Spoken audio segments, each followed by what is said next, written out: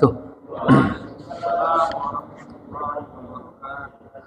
Alhamdulillahi hamdan na'imin. Alhamdulillahilladzi fi hayatina. Alhamdulillahilladzi ala ni'matil iman wal islam wal ihsan wal ma'rifah wal afiyah. Ashhadu an la ilaha illallah wahdah la syarikalah wa ashhadu anna Muhammadan abduhu wa rasuluh alladzi la nabiyya ba'dah. Allahumma salli ala habibina syafi'ina wa maulana Muhammadin wa ala alihi wa sahbihi ajma'in, amma ba'd.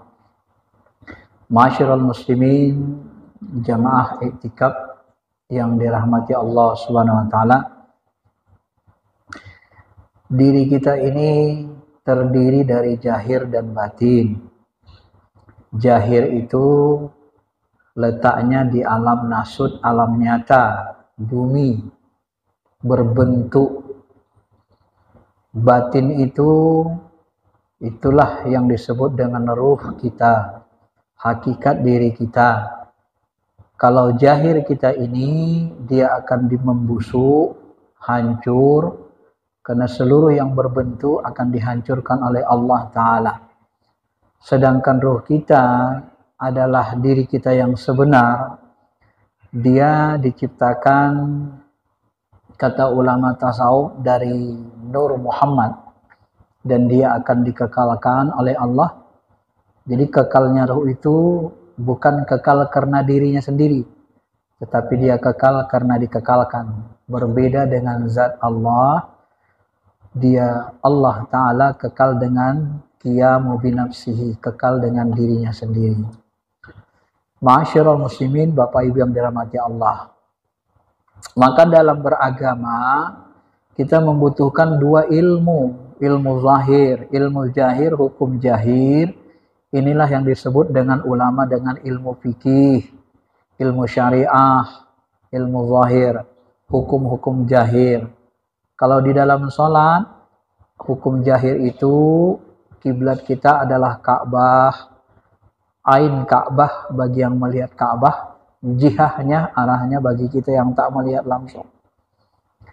Kemudian jasad kita ruku, sujud. Ini gerakan-gerakan jahir. Rukun-rukun sholat terdiri dari gerakan-gerakan jahir ini.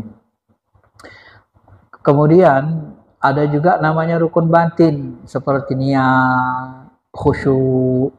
Seluruh sholat kita itu dinilai Allah ala qadri uqulih, sesuai dengan tingkat khusyuk kita.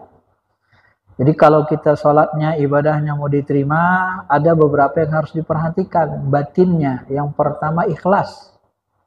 Ya, ibadah itu harus karena Allah. Yang kedua, ibadah itu harus khusyuk.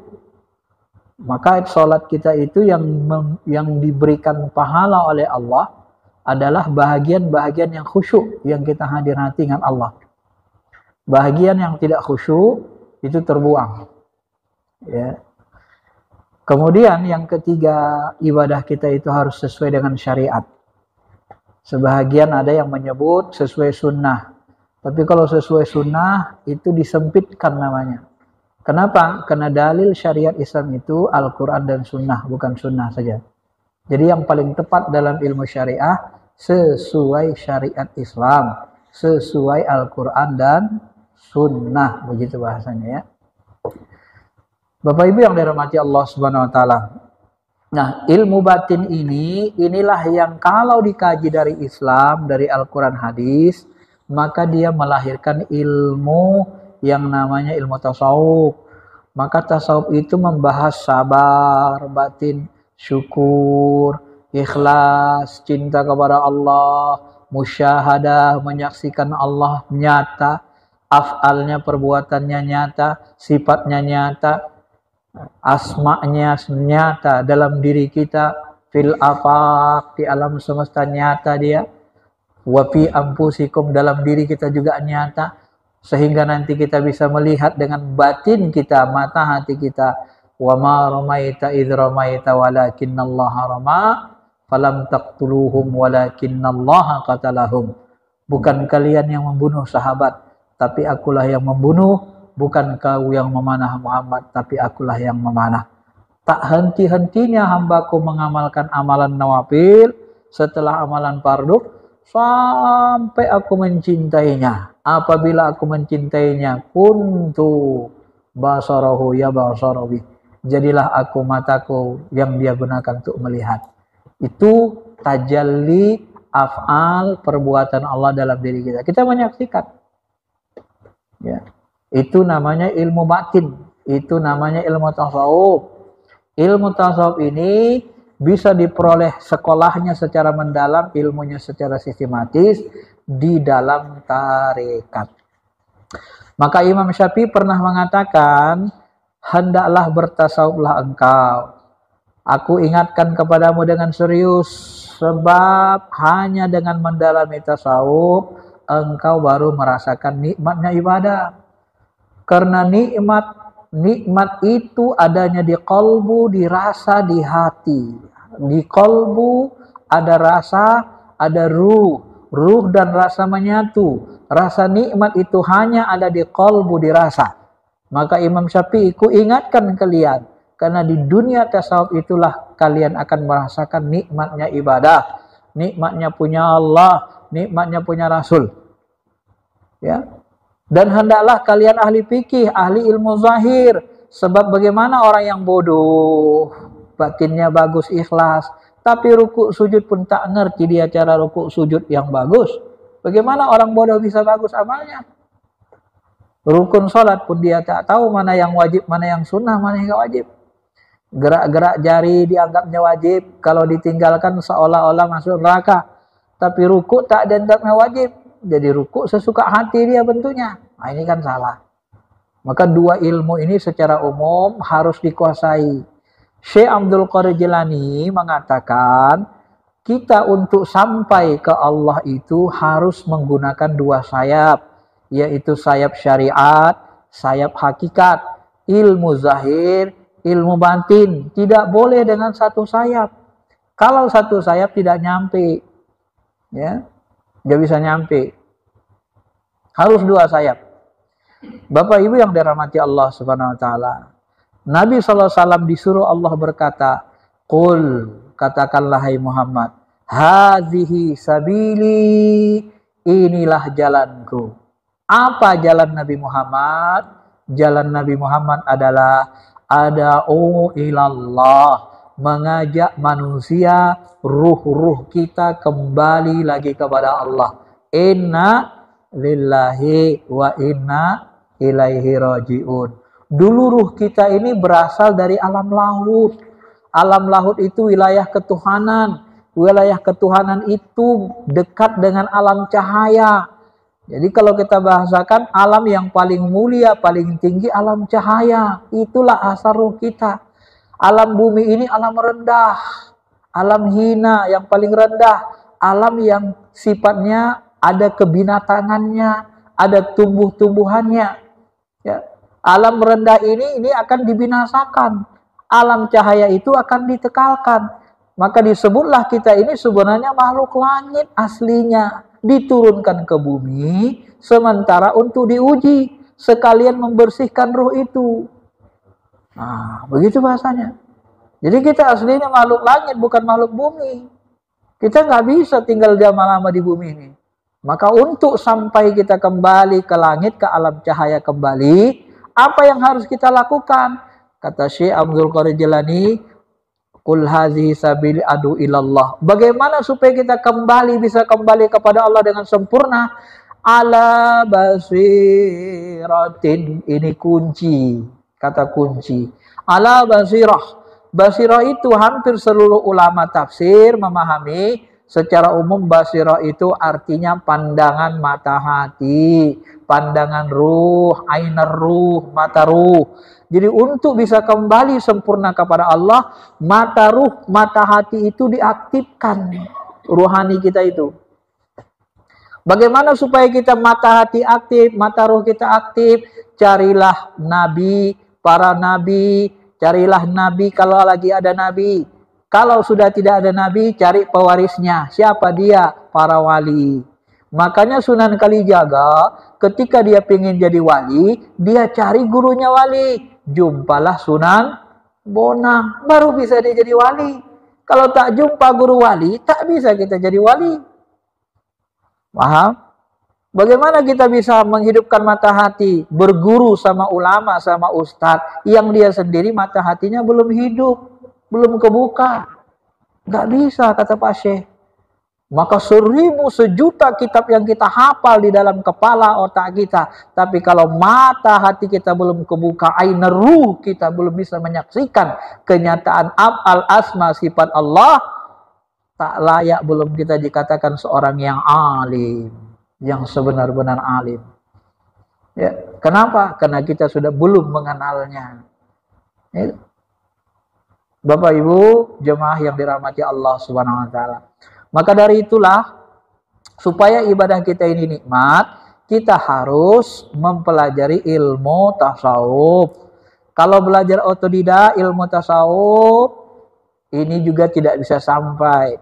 Harus mencari guru mursyid, wali yang mursida. Harus mencari guru mursyid di tingkat wali yang ala basirah, yang mata hatinya.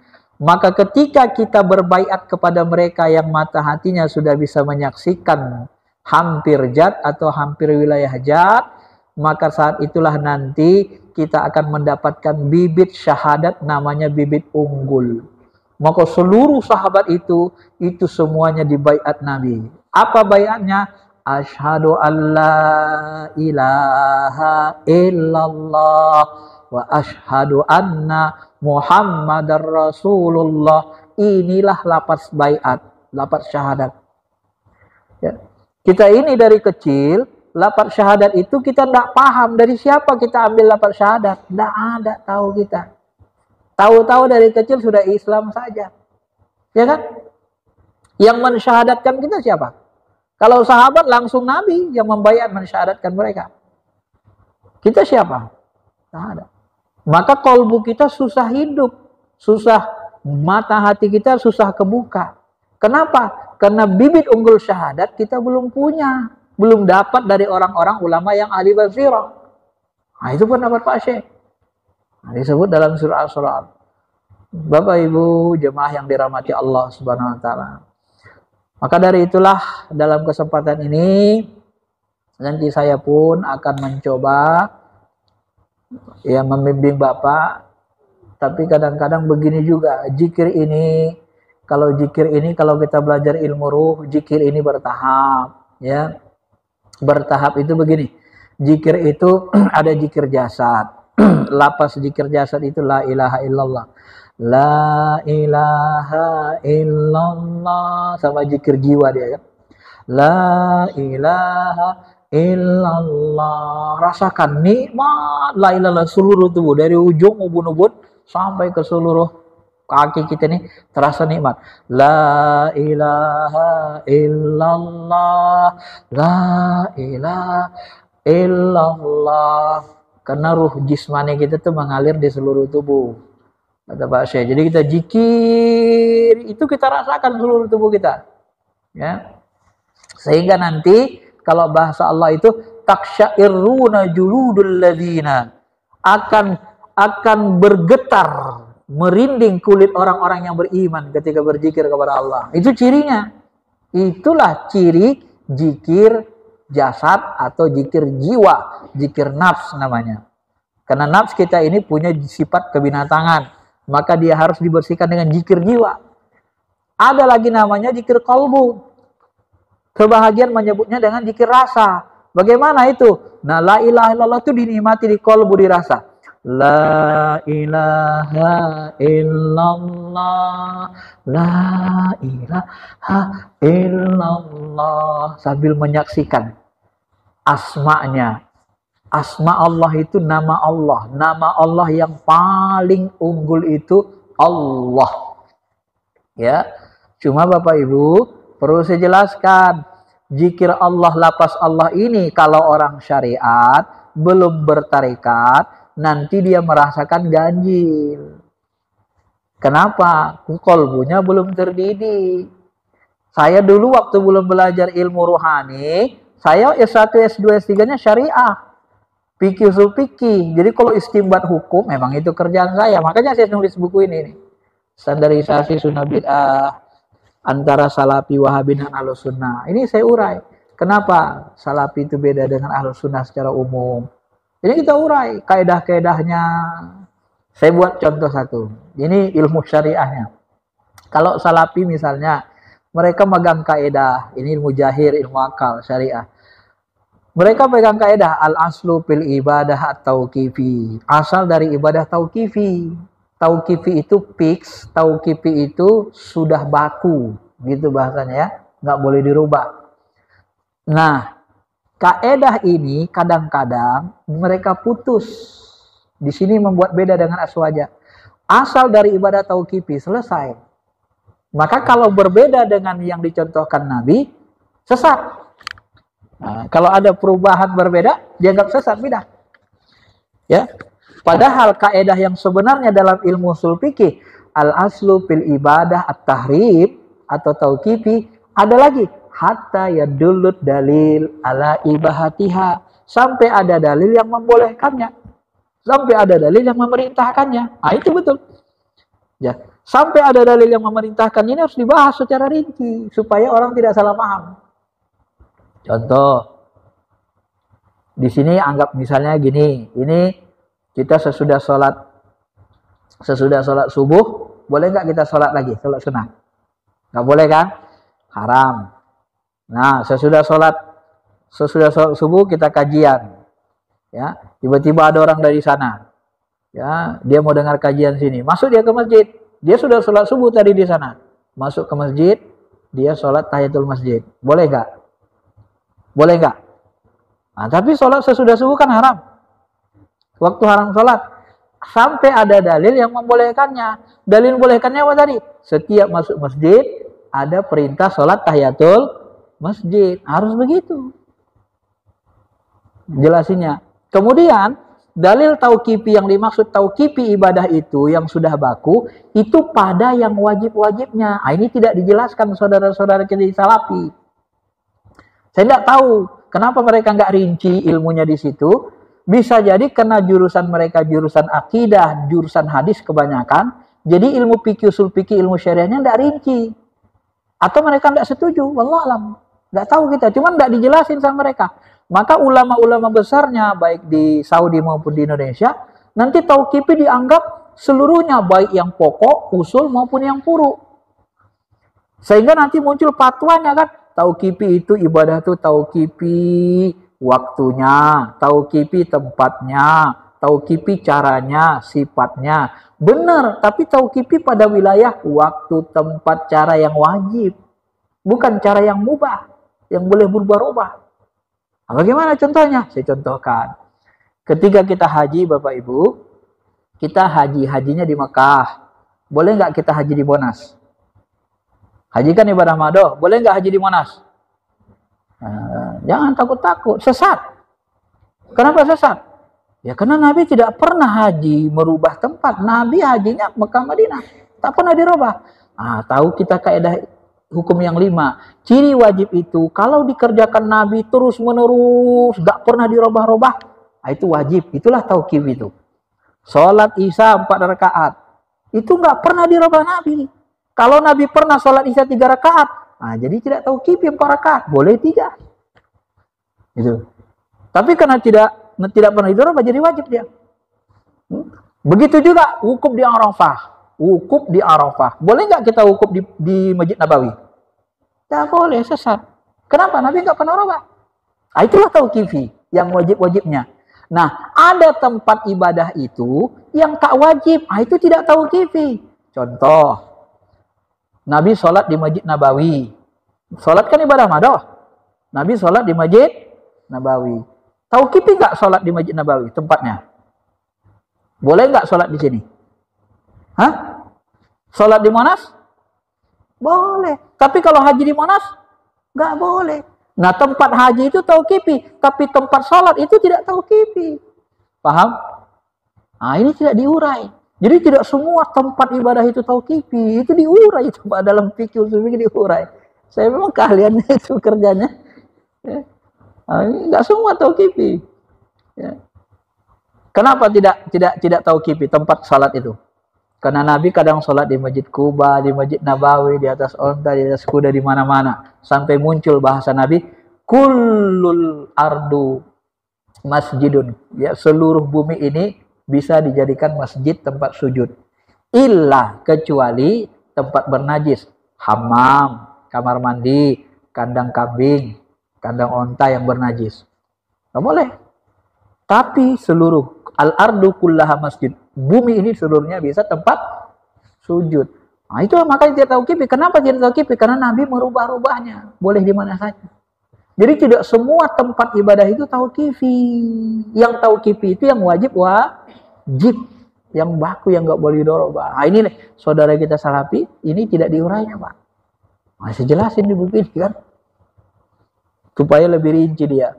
Sebenarnya kita nggak perlu berkelahi, pahami aja dalilnya, biar jangan kotor hati kita.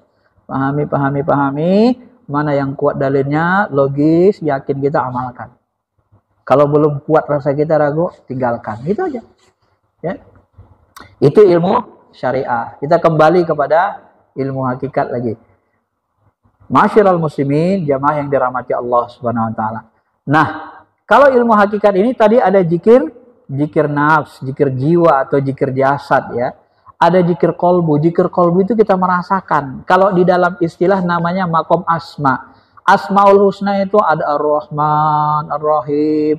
Jadi begitu kita berzikir beribadah, ya Allah, ya Rahman. Rasakan kasih sayang Allah di dalam kolbu kita, dalam diri kita. Wah, diresapi. Itu nikmatnya luar biasa. Ya Allah, ya Ilahi. Tapi untuk mendapatkannya harus lama. Dihidupkan dulu qalbu. Nggak bisa sebentar.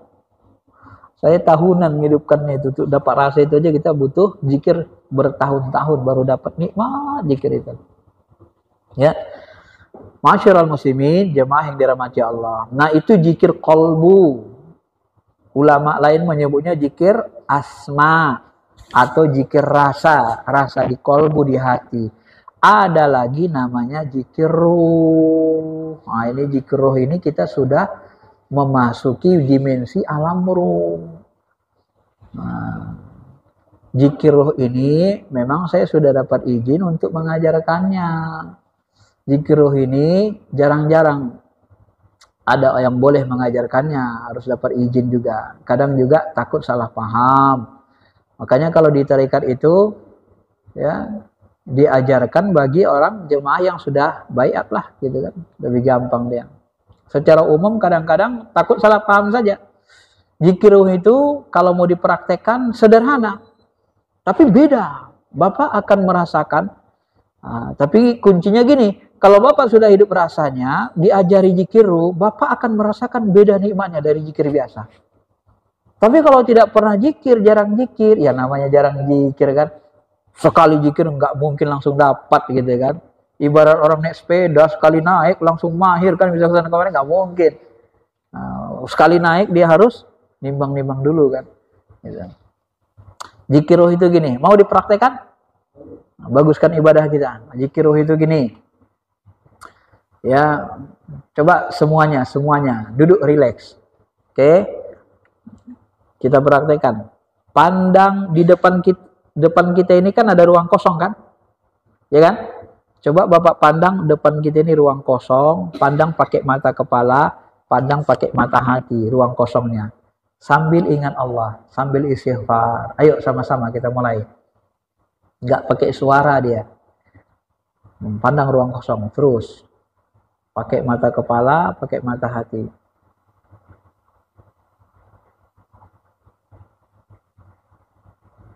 Ya, sambil istighfar mohon ampun ke Allah.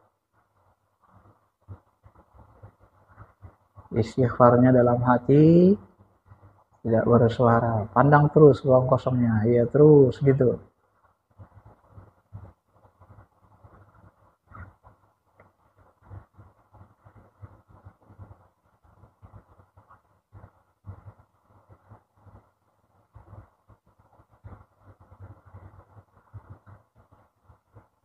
Ya, istighfar dalam hati. Boleh juga dibantu dengan selawat dalam hati.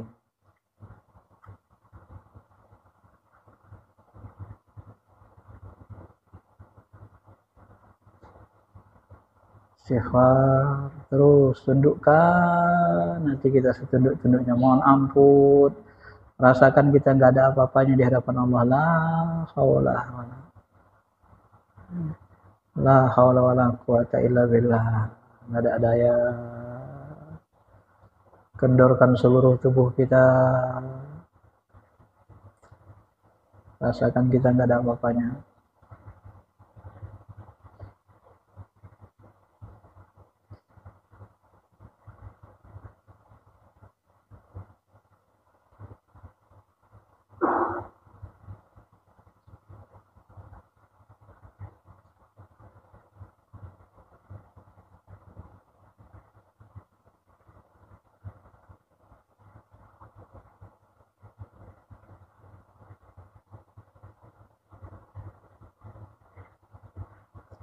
Ya terus seperti inilah.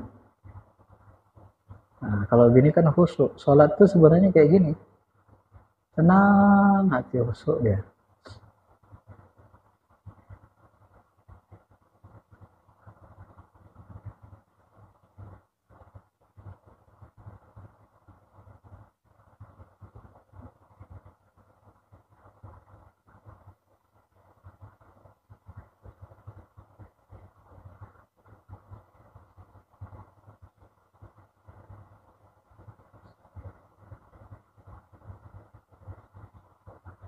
Terus lama sikit, istiqomah di situ, pandangi ruang kosong dengan mata hati sambil hadir hati ke Allah, istighfar.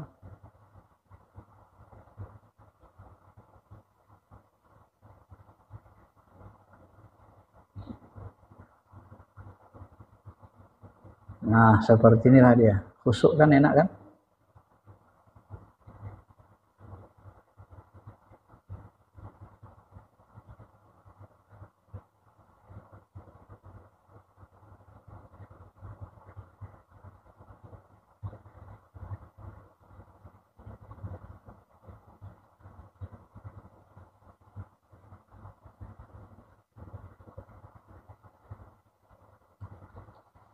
Oke, cukup. Itu kalau zikir pas gitu Pak, rasa kita itu 1 jam 2 jam nggak terasa, itu enak.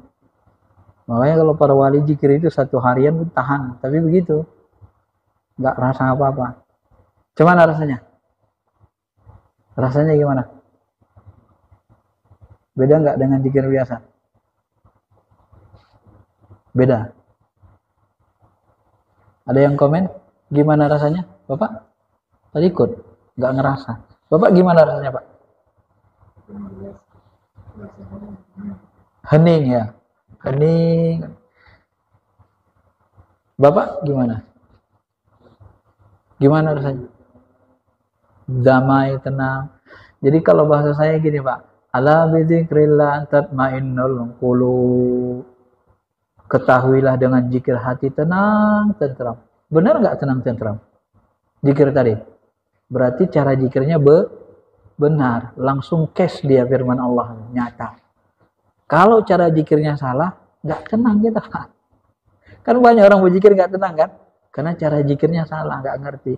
Itulah ilmu dari wali mursyida yang saya terima. Dibimbing, cara zikirnya dibimbing. Nah ilmu begitulah yang diturunkan secara praktek. Nggak bisa diteorikan. Kalau bahasa saya gini, kan ada kalau orang belajar lagu, ada bayati, sikah, ras, nahwan gitu kan.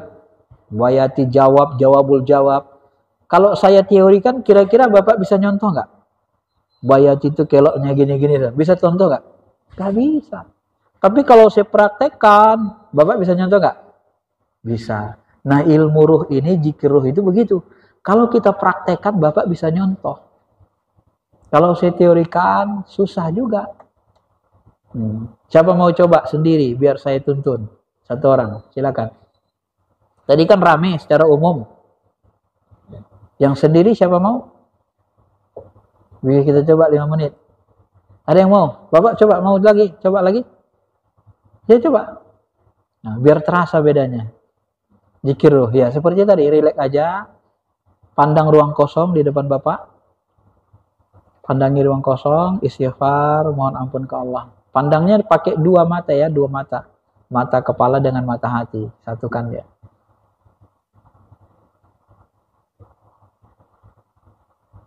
Ya, terus.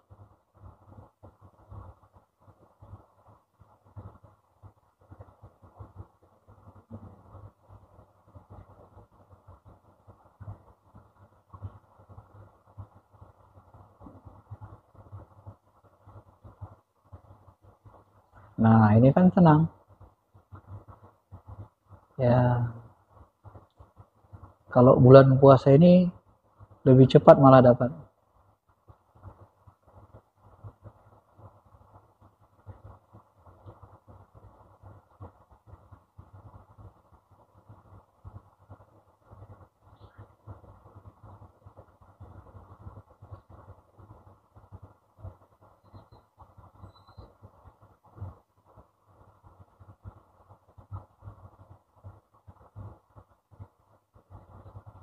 Nah, seperti inilah. Kalau zikir inilah dibiasakan. Kalau udah biasa bawa dalam sholat nanti. Nah, cukup lah ya. Gimana? Tenang kan? Enak kan walaupun sebentar? Nah, berarti Bapak sudah sering juga zikir. Langsung dapat dia, bisa merasakan. Berarti zikirnya sudah sering pakai hati, pakai kolbu. Tapi kalau orang sering main akal zikirnya, agak lama dapatnya Pak. Karena belum terlatih kolbunya rasanya untuk merasakan karina Allah. Karena ilmu tasawuf itu ilmu kolbu, ilmu ruh, ilmu rasa. Baik, itu penjelasannya ya. Jadi kita mau belajar, kalau dengan cara zikir begitu nanti terasa nikmat ibadah. Sholat nikmat, zikir bisa berjam-jam. Kita Pak, kalau dekat dengan orang yang kita cintai, calon istri kita cinta banget kita kan, mau kita lamar dekat ngobrol, nikmat nggak? Nikmat banget, dekat aja padahal, ya kan? Masih dekat aja nikmat. Masalahnya dekat sama Allah zikir kok nggak nikmat. Masalah nggak hati itu? Kan banyak orang Pak, sholatnya nggak nikmat. Berarti yang bermasalah apa? Kalbunya kan? Sama orang yang dicintai, buktinya nikmat. Kenapa sama Allah nggak nikmat? Padahal yang ciptakan rasa cinta kan Allah. Maka kalau kita tidak tumbuh rasa cinta, rasa rindu, ya nggak nikmat. Salah satu mangkunna fihi wajada halawatal iman. Ada 3 yang membuat nikmat manis iman. Apa itu? Ayyakunallaha wa rasuluhu ahabba ilaihi mimma siwahuma. Kalau kamu sudah mampu mencintai Allah dan Rasulnya lebih dari segalanya, baru nikmat. Itu kan bahasa Nabi. Ya bagaimana supaya cinta? Ya zikir rasa, masukkan, ma'rifati Allah dengan ruh, dengan kolbu, biar masuk ke dalam. Bagaimana kita supaya bisa mencintai seorang wanita? Ya perhatikan, resapi. Cantik banget ini ya orang ini ya. Akhlaknya bagus ya, pakaiannya juga cakep, jarang-jarang ada orang gini. Diresapi gitu Pak. Lama-lama jatuh cinta. Tapi kalau Bapak lihat orang cantik, tercantik di dunia, lihat sekali. Cantik ini ya. Ya udahlah. Ya udah gak cinta. Cuma ngomong gitu doang. Kawan cintanya, mau secantik apapun dia, kalau kita gak perhatian, ya gak cinta. Makanya kita perhatikan Allah itu, perhatikan asma'nya, Rahman Rahimnya. Bahasa Tuhan. Sanurihim ayatina fil afaq, kami akan tunjukkan kekuasaan kami, ayat-ayat kami di afaq, langit, wapi ampusikum, di diri kamu. Merasakan diri kita ini Pak. Kasih sayang Allah, jantungku berdetak, Allah yang menciptakan, napasku naik turun, aku menghirup oksigen, Allah yang menciptakan, jari-jariku bisa bergerak, mengalirkan darah dari jantung ini ke seluruh tubuh sehat. Siapa yang nyuruh jantung berdetak? Kalau bukan Allah. Coba perintah jantungnya, bisa? Jantung itu di bawah genggaman, kendali Allah. Tuk, tuk, tuk. Dia sebenarnya berzikir. Allah, Allah, Allah. Allah. Taat dia sama Allah. Ya, ginjal kita sehat, terasa nikmat, pinggang itu kan. Tapi ampusiku merasakan di diri kita kasih sayang Allah, nyata. Nah, kalau begitu nanti kita rasakan dosa fi hayati, barulah nanti muncul rasa cinta ke Allah. Ya Allah, ternyata banyak kali nikmatmu ya Allah, semuanya gratis ya Allah. Harus begitu Pak, beribadah bertuhan itu, baru nikmat punya Allah, punya Tuhan. Jangan nggak peduli, gak suka gua lah mau kemana. Nggak pernah memperhatikan kuasa Allah, asma Allah, sifat Allah dalam diri kita. Kalau nggak ada perhatian kita, ya nggak muncul cinta. Cinta itu muncul dari perhatian, dari menghayati, meresapi, ya baru muncul dia. Nah, kalau sudah muncul rasa cinta, rasa rindu, kata Syekh Abdul Qadir Jilani, rasa cinta, rasa rindu itu letaknya di fuadun, di mata hati. Oh, jadi kalau orang udah cinta berat, Pak, putus cinta, itu menghilangkannya bisa sampai setahun minimal, baru dia bisa ngelupain. Benar? Siapa yang pernah jatuh cinta? Benar nggak yang saya katakan? Ya. Kalau saya cerita cinta, Bapak tak pernah jatuh cinta, tak nyambung. Nah, ini merasa harus dialami. Nah, kenapa untuk menghilangkan rasa cinta, putus cinta itu harus 1 tahun lebih? Karena cinta itu meresap ke kedalaman kolbu, mata hati. Semakin dalam dia, semakin besar pengaruhnya, semakin besar kekuatannya.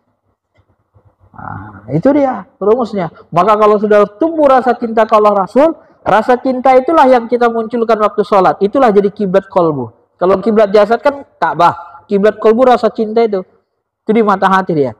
Seolah rasa cinta itu nikmat kita memandang. Di balik rasa cinta itu dia. Itu sudah makom dekat dengan makom jat namanya. Nah, kenapa saya suruh tadi pandang ruang kosong? Kenapa coba? Itu jarang-jarang ada yang tahu ilmunya. Kenapa? Itu ilmu rahasia. Karena seorang sahabat pernah bertanya kepada Nabi, "Ya Rasulullah, aina Allah qabla khalaqa kulli syai?" Ya Rasulullah, di mana Allah itu sebelum dia menciptakan segala sesuatu? Kata Nabi, fi ama, di ama, ma fauqahu hawa wa ma tahtahu hawa. Di atasnya nggak ada udara, nggak ada awan, nggak ada ruang waktu. Di bawahnya nggak ada udara, nggak ada awan, nggak ada ruang waktu. Qala Qodi mengatakan ama itu adalah kekosongan murni. Ama itu dalam bahasa Pak Syekh Abdul Qadir Jilani alam lahut, wilayah ketuhanan. Ama itu adalah wilayah unthinkable, nggak bisa diimajinkan, dibayangkan. Akal nggak sanggup, wilayah jat akal itu hancur, nggak kuat dia. Terlalu lemah akal kita ini untuk mendeteksi, memahami zat Allah, nggak kuat. Ya. Ama itu adalah wilayah tanpa ruang dan waktu. Nah, stres nggak akal tuh. Mana itu wilayah kayak gitu itu katanya. Maka kalau mau mengetahui kejadian masa lalu seperti Nabi, tahu dia cerita nabi-nabi masa lalu dikasih tahu Allah, dipandangkan Allah, atau tahu dia kejadian masa depan, tahu dia Dajjal akan datang, tahu dia nanti Imam Mahdi akan hadir, tahu Nabi. Kenapa dia tahu? Nabi itu keluar dia dari ruang dan waktu. Dia pandang masa lalu, dia pandang masa depan. Dipandangkan Allah. Maka dia lihat kejadian masa lalu, dia lihat kejadian akan datang. Itu ilmu teorinya. Cuman cara buatnya? Ya nggak tahu kita Pak, belum sampai sana ilmu kita. Nah. Tapi ama itu wilayah kekosongan murni. Maka kita pandang ruang kosong nih, karena di balik ruang kosong ini ada alam jin, alam malaikat, alam ruh di sini semua. Di dimensi ruang kosong ini, balik ruang kosong ini ada semua dimensi alam. Saya mau tanya, di antara Bapak tadi ketika lihat pandang ruang kosong zikir, ada nggak yang terbayang atau teringat dengan orang tuanya? tergambar di hatinya orang tuanya? Ada? Ada tadi salah seorang dari bapak-bapak? Ada? Enggak? Enggak ada ya? Nah, kadang-kadang biasa ada kalau dilatih. Nah, karena kita tadi itu kan masuk ke alam ruh, ruang kosong, maka kadang-kadang teringat gitu, tergambar di kolbu kita, orang tua kita. Kenapa? Karena kita masuk ke ruang kosong alam ruh, terhubung ke orang tua kita. Dia minta didoakan. Kadang-kadang disambungkan Allah begitu. Ya, sebagian jemaah ada yang teringat gitu, terbayang. Itu tidak keinginan kita, dia datang sendiri aja gitu. Itulah bagian dari kasab kecil namanya kan, kalau bahasanya kasab kecil. Nah, ditampakkan Allah dalam pandangan mata hati kita, terbayang sendiri gitu. Nggak keinginan kita, dia datang sendiri aja. Kadang-kadang begitu, ya. Maka Bapak Ibu yang dirahmati Allah, zahir batin ini sebenarnya menyatu, berdampingan. Coba perhatikan ini saya ini. Ini saya gerakkan tangan saya sambil hadir hati ingat Allah. Coba lihat tangan saya bergerak. Yang menggerakkan tangan saya ini siapa? Ah, yang menggerakkan tangan kanan saya siapa? Ini supaya mudah memahami aja. Yang menggerakkan tangan kanan saya siapa? Siapa yang menggerakkannya? Yang menggerakkannya ruh, iya kan? Kalau nggak ada ruh ini bisa bergerak? Nggak bisa. Oke, Bapak bisa lihat ruh yang menggerakkan badan tangan saya ini? Coba lihat, bisa lihat ruhnya? Bisa lihat ruhnya nggak? Kenapa nggak bisa lihat? Karena ruhnya di alam ruh. Mana ada ruh di alam nyata? Ya kan? Ruh dia mana? Letak alam ruh. Ruh di mana letaknya? Di alam ruh. Loh, kalau gitu alam ruh itu mana? Jadi balik ruang kosong ini. Ini balik ruang kosongnya dalam ruh. Dimensinya aja beda. Nah, ini untuk mendekatkan paham, Pak. Jasmani kita tersambung ke ruhani kita. Yang menyambungnya apa? Namanya nafs. Maka ada zikir nafas. Nafas. Itulah menyambungkan jasmani ruhani. Kok usah tahu? Kita buktikan. Coba tahan nafasnya setengah jam. Ada yang mau coba? Ada yang mau coba tahan nafas setengah jam? Kalau kita tahan nafas setengah jam, apa yang terjadi? Apa yang terjadi? Jasmani dengan ruhani putus hubungannya. Nggak ada tali penyambung. Maka itulah yang disebut dengan kematian. Tahan nafas setengah jam, mati. Makanya kata orang kalau meninggal itu, meninggal si pulang sana. Oh, mungkin dia lupa bernapas katanya. Dicandainya pula. Nakal ya. Lupa bernapas gitu ya. Ya itu buktinya. Maka nafs itu ada zikir nafs. Naik turun. Allahu Allah. Allah. Itu dilatih. Ada zikir jiwa, ada zikir qalbu, ada zikir ruh yang seperti tadi. Ada zikir sir. Nah, enggak usah dalam-dalam kali, Pak. Yang dasar-dasar dulu selesaikan. Cukup tahu saja kita dulu kan. Itulah yang diberikan. Nah, nanti kalau kita sudah bisa menjalani itu namanya riyadhah, barulah nanti salat kita nikmat khusyuk. Zikir kita nikmat. Subhanallah. Alhamdulillah. La ilaha illallah. Wallahu akbar. Nikmat zikir kita. Lebih nikmat dari makan nasi warung Padang. Nasi warung Padang kan ada yang mahal, enak kali kan, Pak. Makan kadang di Putra Minang, enak itu makan situ. Ini zikir gini lebih nikmat lagi dari makan warung Padang. Bagaimana caranya? Ya hidupkan kalbu. Karena energi zikir itu luar biasa bagi ruh kita. Ruh itu sangat butuh zikir. Zikir sama ruh, kata Ibnu Taimiyah, mirip dengan air dengan ikan. Air, ikan kalau dalam air dia tenang. Dikeluarkan dari air dia gelupur. Ruh itu kalau zikir didekatkan dengan Allah dia tenang. Dijauhkan dia gelupur, resah, gelisah, mau suka marah lah, inilah, itulah, inilah. Tapi kalau dekat dengan Allah tenang, kayak nggak ada kejadian apa-apa. Kalau dalam bahasa hadits kursi, la ilaha illallah hisni, la ilaha illallah itu bentengku. Wa man dakhala hisni amina min azabi. Siapa yang masuk ke dalam bentengku, amanlah dia dari seluruh ajabku. Ajab ini bentuknya rasa. Putus cinta, tersiksa rasa kita. Dipecat kita dari pekerjaan, tersiksa rasa kita. Begitu kita berzikir masuk ke benteng, la ilaha illallah, la ilaha illallah, hilang semua, Bang. Masuk ke benteng la ilallah. Hilang ajab rasa tuh, nggak ada lagi ajab. Tenang kalau begitu.